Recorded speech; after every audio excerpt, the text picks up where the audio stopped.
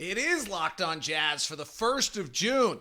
Will he stay or will he go now? The Quin Snyder discussion hits front page of ESPN, so we'll react. Rumors, and more rumors. OG Anunoby is the name of the day. Season in review for Royce O'Neale and the Cleveland Cavaliers roster. Anything you want on that menu? It's all coming up on today's edition of Locked On Jazz. Pow!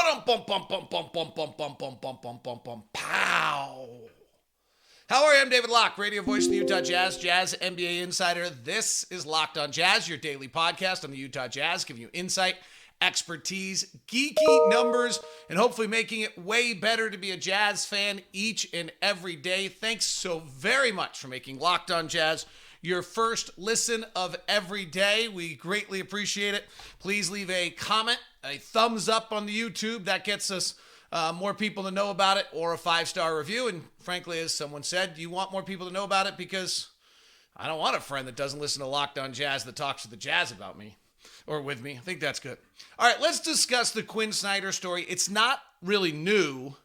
Well reported. I'm not saying there's anything wrong with the report that came out, but it's not new per se. It was reported by Mark Stein during the year that Quin had a contract extension on the table, that he had not signed it.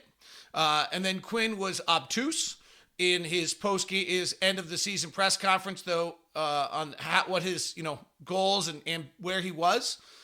So this isn't, and there has been no news since. So it seemed clear that this was probably next. I've not addressed a lot of it, but let's get into it. It's out there. Everybody wants me to, so I will. So the first thing is I think it's 8 years and a lot of wear and tear. And I think, he's got the extension, and it's interesting he hasn't jumped on it. I'll give a little credit to Quin here. I think there's a lot of people in the world who probably just take the extension, sign. He's probably got a document in front of him that's worth $20 million. Minimum, maybe 30. And a lot of guys, I think, just sign it, and then if it doesn't work out, they get fired and they take their $30 million. It's kind of contrary to everything that is about Quin, where everything's got a deeper meaning, everything's philosophical, everything's about the principles, everything's about kind of who you are and your essence. Everything's about, kind of integrity and consistency. And so it's not surprising to me, knowing Quin as I do, that he wouldn't just do what I think a lot of guys would do, which is take the $30 million and then figure it out later. And so this last year was certainly tough for everyone. And how do you move forward? And honestly, if you're Quin and you have the reputation you do as one of the best coaches in the NBA, is there a route for success? Is there a route for success for Quin? And this franchise is at a unique turning point. And so, what are you signing up for if you're Quin Snyder with that extension? Are we in a rebuild? Are we and when you say what are you signing up for, I think it's got multiple layers here. So first is certainly personnel. What are you coaching? Second is, and so are we moving one guy or another? What are we doing?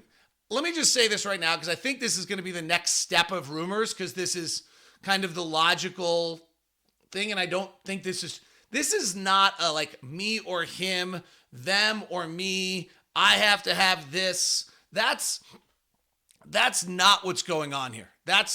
And I think my guess is that'll be the next rumor mill that comes out. So before that becomes the rumor mill, I'll just tell you right now that that's not what's going on here. And it's not, it's not some game of like, hey, he's got to be moved or I've got to have this. It's where are we going? What are we doing? And really, that makes a lot of sense. You have a new ownership who you're signing your first extension with. You have a new head of basketball in Danny Ainge who you're signing your first extension with. And again, Quin is, if anything, he's overly thoughtful. He's overly analyzes things in excess and wants to figure out what is it, what are we doing? The other one, I think, if we're perfectly honest about it, what are the philosophies? Where are we going? Quin built the culture of this franchise when he and Dennis came in together and rebuilt this franchise in the last stage of the Miller family. And that was really Quin putting his stamp on the culture, everything from what the film room looks like, to what the practice facility look like, to what the arena. Well, now Ryan, who's a marketing genius, has bought the team, has every right to do this, and he's putting his stamp on top of what the Millers built. That stamp, is it the same as what Quin wants to build in his culture? Do those align? These are all discussions that they have to have right now and figure out before they sign up for the next tier, and this is the time to do it. So none of this to me is surprising. The only thing that's kind of, I think, newsworthy, and it's the same newsworthy story that we had prior, is that there's an extension on the table and Quin hasn't signed it. And so there is that by definition means there's uncertainty to what we're doing next as a franchise and who's leading the show and where it's going. The reason I want to point out that I'm guessing, but I just kind of can feel that story comes about like this and that, him, me, that kind. That's clearly not true because this extension's been on the table. It might have been on the table since the beginning of the season, frankly. I think there's that. I mean, this was a difficult season for everyone involved, right? Quin said it. We needed a spark, and it just never happened.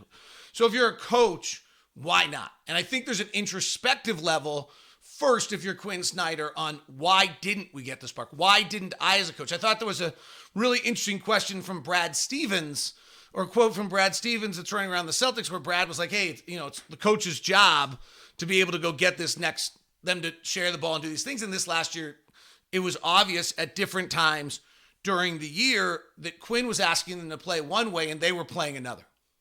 So why? And can that be rectified?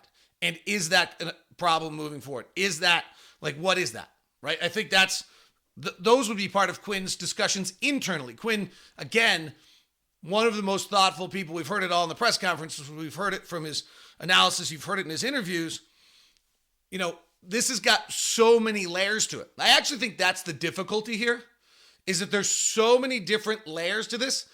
And it's clear Quin's trying to get comfortable with what the future is, and maybe the Jazz are trying to get comfortable with the future. I'm looking at the stories sound very much kind of from Quin's perspective, that the Jazz have been very clear that we'd like him back. He was one of the best coaches in the league for this whole time. We'd like him back. So if you look at Quin's perspective, okay, so tough year, self-analysis, new leadership franchise, where do I fit? Culture, what are we doing? And then I think you're dealing also with new age owner, new age players. What is our philosophy? How are we dealing with this? What power do players have? What power do coaches have? Where are we going with it? How are we going to deal with these situations? And you're trying to understand where everything's going and what you are as a culture, what you are as a franchise, what you are kind of at your core and at your soul. And I think, frankly, that's a really difficult thing to get a whole bearing on. Then you probably have the outside game of is it better over there? Which at times the grass seems greener on the other side, and at times it doesn't. So there's just so much stuff going on in the head. And then I think from a basketball standpoint, there's so many scenarios, right? You either have Donovan and Rudy, and I don't know, is that good or bad? You might only have Donovan. Is that good or bad? You might only have Rudy. Is that good or bad? You might have neither and you're in a rebuild. There's so many scenarios here. They're so dramatically different to who you are as a franchise. If you're a head coach signing up for it and you're established and you're going to have other options. That's the one part of this. There's no question Quin gets other offers and has a head coach the minute he wants it. I think the other aspect of this is Quin heard the heat. I think if we're really honest, Quin heard the heat.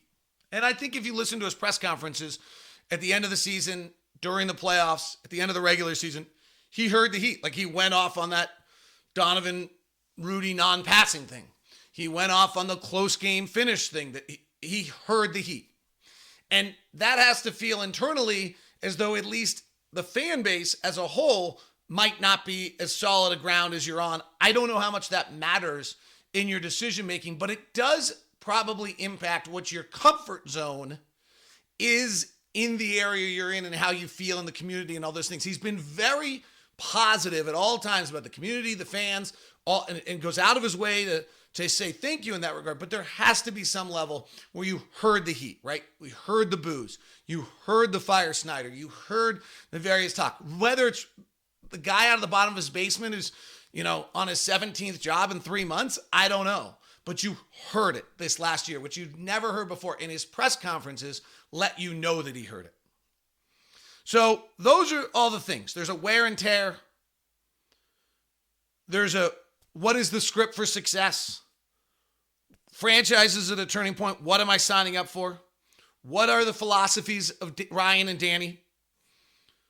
What is my comfort level here with, if we're not as good next year? Is it coming back on me? Is this a script that works long term? And then I think there's the Jazz perspective on this, on what the Jazz are thinking. So that was all Quinn. I'll give you what the Jazz are thinking next, plus the hot rumor of the day. Jake Fisher of Bleacher Report is making a good name for himself with rumors these days, and we'll get what he had to say next. Today's show, a Wednesday edition of Locked on Jazz, is brought to you by Murdoch Hyundai, located at 4646 South State Street, also located in Logan and in Linden.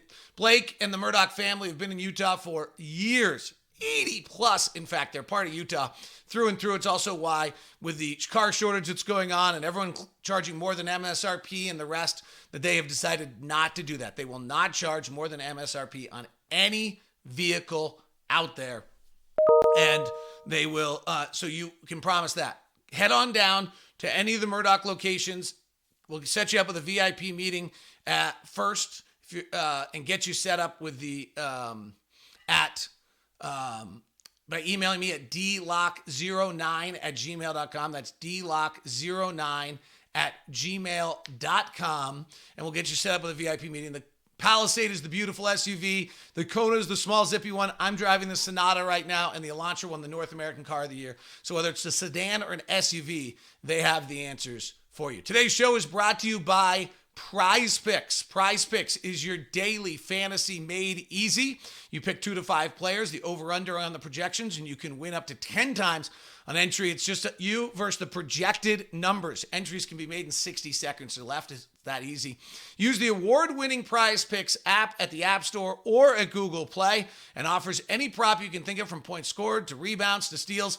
It's all easy, and it's not just NBA. It's college basketball, college football, NFL, MLB, soccer, MMA, and even more. So you can jump on the Major League Baseball game as well. Here's a fun one for you. If you, for a limited time, Prize Picks has an exclusive offer for all of our users, all of our Locked On listeners. Users get $50 for free if a player in your first Prize Picks entry scores a single point. But you must use the code NBA. That's right. This is an exclusive offer available to Locked On fans. Sign up today and use the code NBA for $50 free if a player in your first Prize Picks entry scores a single point. Thanks so much for making Locked On Jazz your first listen of the day. Greatly appreciate that. We are free and available for you in all places you get your podcasts, including YouTube.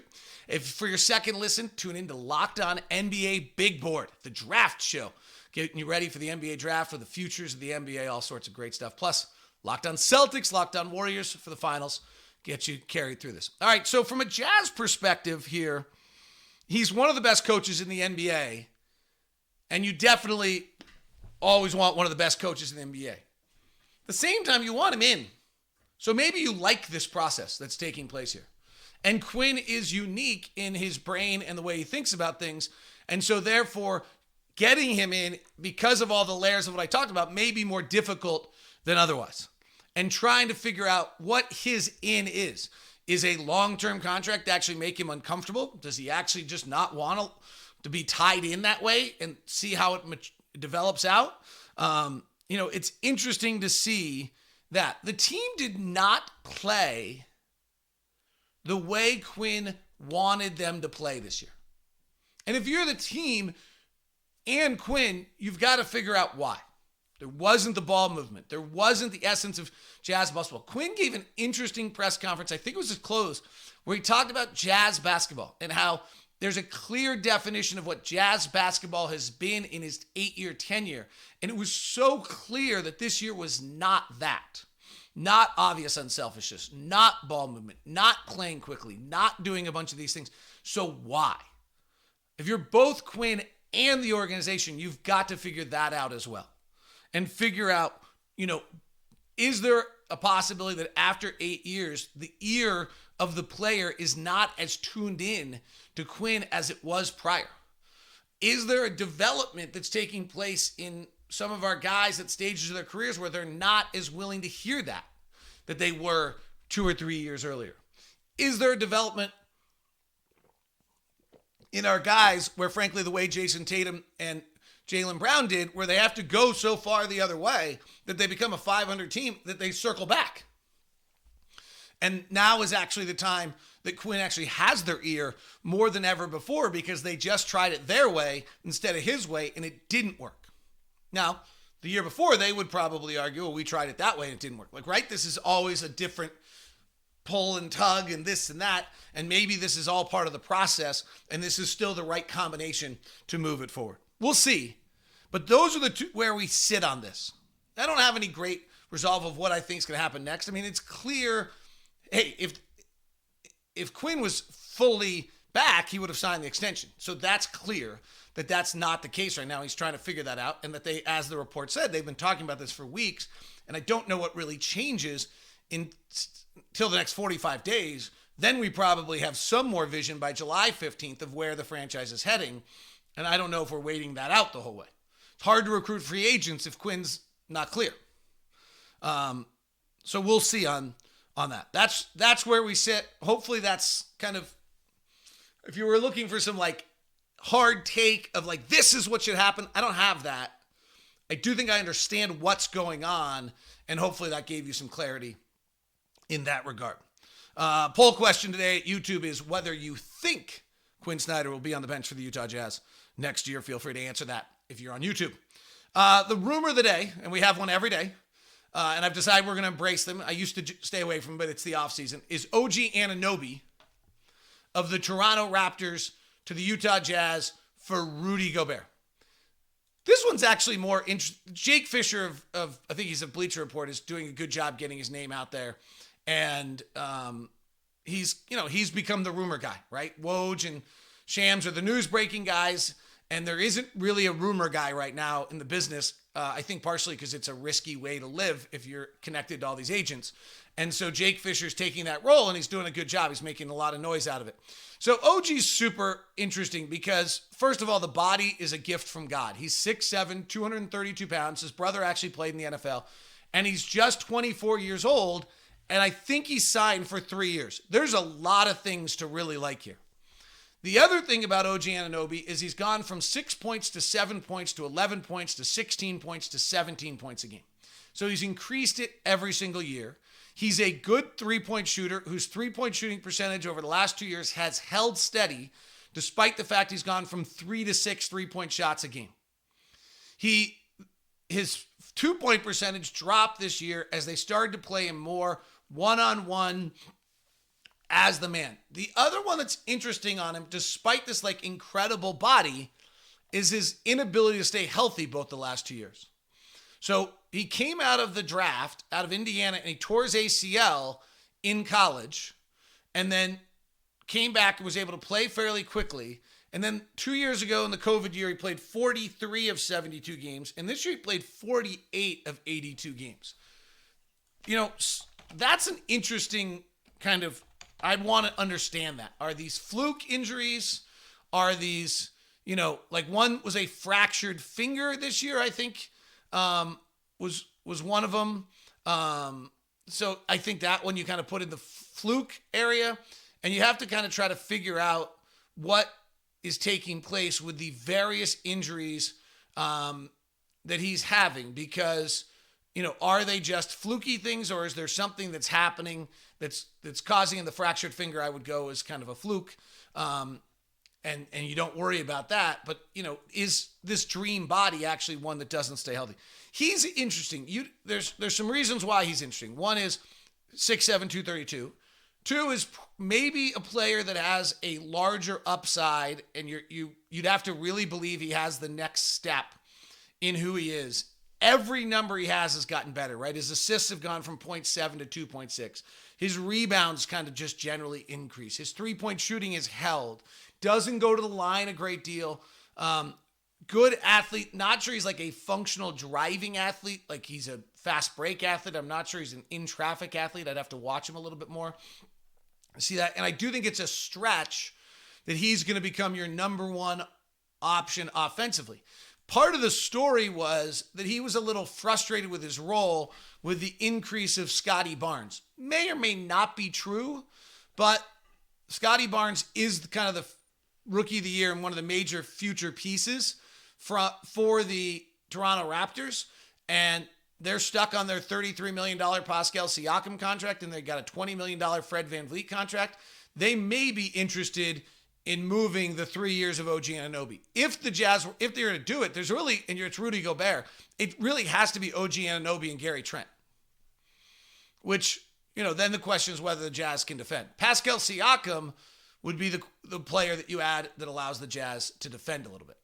But that's the rumor out there. And OG Anunoby is a really interesting name that's probably worth more and more look, and probably one that, if you're a front office and this rumor's out there, and it's actually, let's say there's been some discussion, if you're the Jazz, that's actually a player, your front office, you're really digging into, looking at, and trying to figure out. All right, I wanted to do Royce O'Neale season in review, and I want to do Cleveland Cavaliers roster. I don't know we're getting to both of them as we continue today. Obviously, lots of stuff, so sometimes the structure of the show doesn't get to follow all the way through. Today's show is brought to you by our friends over at Rock Auto. With the ever-increasing numbers of makes and models, it's now almost impossible for your local chain auto parts store to stock all the parts you need.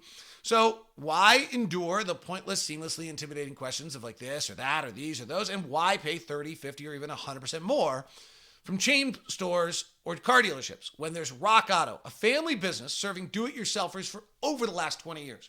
Rock Auto prices are reliably low for every customer. They have everything you could need: brake pads, tail lamps, motor oil, even new carpet. So go explore their funky, fun, old school website today and find the solution to your auto part needs. It's an old school, easy to navigate website, and it will get you right to where you want and get you items for far less. Because there's amazing selection, reliably low prices, and all the parts your car will ever need.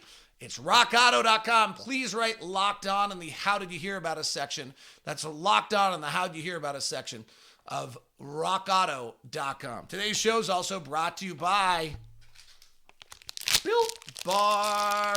Let's see, what do I have here today? This was a chocolate brownie chunk from yesterday. Built better not release the chocolate brownie chunk right now, because as much as I'm about to run out and I really want them, our Built Bar containers are full. In fact, we have 2 boxes that aren't even touched yet. The granola bars are out. They are the chocolate coconut, the white chocolate berry, and the granola mix bar, plus the Puffs birthday cake, along with coconut marshmallow, brownie batter still available for you, churro, and banana cream pie. The brownie batters are amazing. And the regular Built Bar flavors. My son likes them when they're cold. He puts them in the freezer. 130 calories, 2.5 fat grams, 4 net carbs, 4 net sugar, and 17 grams of protein with a protein bar that tastes like a candy bar. It's all at Built, and the promo code LOCKEDON gets you a 15%. Locked 15 gets you 15% off your next and all of your order at built.com. That's 15% off at built.com. Thanks again for making Locked On Jazz your first listen today. Got a lot of fun stuff coming up on the draft. NBA Big Board. Locked On NBA Big Board should be your second listen today. All right, let's go to Royce O'Neale. Royce, I think, unfairly got the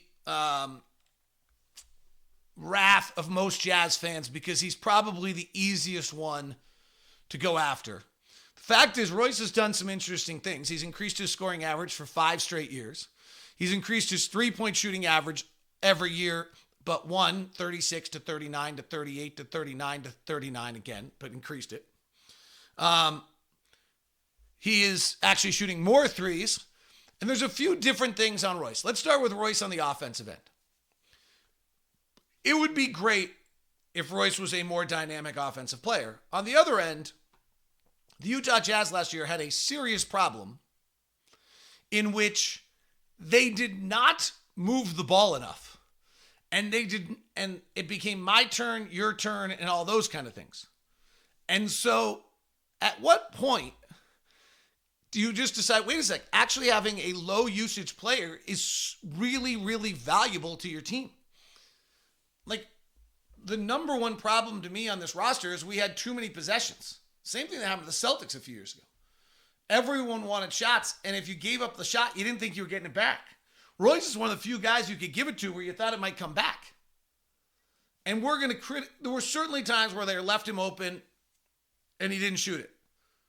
But there's also a great value in having a guy that's willing to go through a game with 4 or 5 shot attempts. Now, there are some downsides. He's not a perfect player. We're also paying him like $8 million, not $30 million. And the league average salary is like $12 million. So, like, at some point, you have to understand who he is as a player and what the expectation of who he is compared to what you're getting may not be this may not be a fair thing that you're asking out of him. So there are the downside is that the Luka Doncic, the bad defensive player on every team, goes and guards Royce. So frankly, our most successful play is a Donovan Royce small pick and roll where Donovan then gets this guy switched onto him and Donovan goes to work. That's been our most successful play that we kind of have as a team. Because by guarding Royce, someone gets the day off defensively. That's not great. Probably needs to be, in that sense, addressed a little bit. The next piece of this puzzle on Royce is you wish he had a little bit more. His drive game is straight line. He's not a super passer out of it. Became a great rim finisher. But again, now you're asking offensively something that's a $15, $18, $20 million player. And I think there has to be some reality of, hey, we got a $20 million point guard and a $35 million center and a $35 million shooter. You're not getting this next piece. Ideally, it comes out of the draft. It's cheap. We just haven't done that. The question to me on Royce really all comes back to one thing. And that is what happened to him defensively. So 3 years ago, Royce became our primary defender. If you go to B-Ball Index, he had the highest rate of just about anyone in guarding the number one defensive player in the game. And he learned 2 years ago, or his second year of that. So he really had a very good defensive year. He went and Quinn kind of talked about it a lot. He got better as the year went on in his ability to kind of break down who he's defending, how he's playing, who his matchup is, understanding him. And there was like a very clear track record of the second time through, he was better defending than he was the first time. And for the year of 2021, he ranked 24th in pick and roll defense out of the top 100 guards that were put in the pick and roll.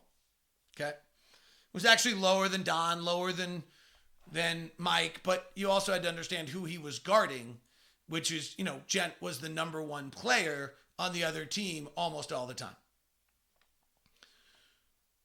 This year, for whatever reason, and this is the number one question that I think has to be answered on Royce O'Neale. And that is, he went to 92nd out of 100. Was something wrong physically? Did he change something in his off-season work that made him less effective? Did he get injured? Did teams figure him out? Like, I don't know the answer here. But this is the data point that the Jazz have to find the answer to in regards to Royce O'Neale's future. Royce O'Neale went from the 24th best pick and roll defender in the league, always going up against the best guys, so 24th is misleading. He's a better number than that. To 92nd out of 100 with Rudy Gobert as your big. Did we change matchups? Did he end up playing with Whiteside more? Got to dig into that probably, and who the screen defender was. Did we change the way we were playing Rudy because we wanted him higher, and some of that hurt Royce O'Neale more? Again, did he get hurt? Did he change his workout plan? What happened that moved Royce O'Neale from one of the better defenders in the league to not one of the better defenders in the league. As we evaluate him moving forward, that's the issue. The offensive stuff, it's not great. But to who we are as a team with Bojan and Mike and Donovan and Jordan, the last thing we need is somebody wanting 14 possessions out of that spot.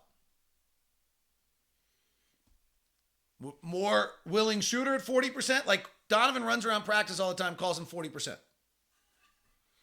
So yeah, that would be great. But if he's going to be our defensive stopper and our primary defensive guy, what happened? And that's what I think you got to figure out. Did he turns 29 years old here so in very near future, so it shouldn't necessarily be an age thing. All right, tomorrow we'll get to the Cavs roster. I apologize on that. We'll continue our season in review on players, and we will look at the Cavs roster, and we'll look at how the Celtics and Warriors were built and how some things are similar and where some of our pieces haven't quite fallen into place yet on those two things, but there are a lot of similarities. Unless, of course, some story breaks. And then, as seems to be the case every day with us, we're at the forefront of all rumors and all stories, and we'll continue to talk about it. Thanks very much for tuning in to Locked On Jazz. No, go give Locked On NBA Big Board your second listen of the day. Have a great one.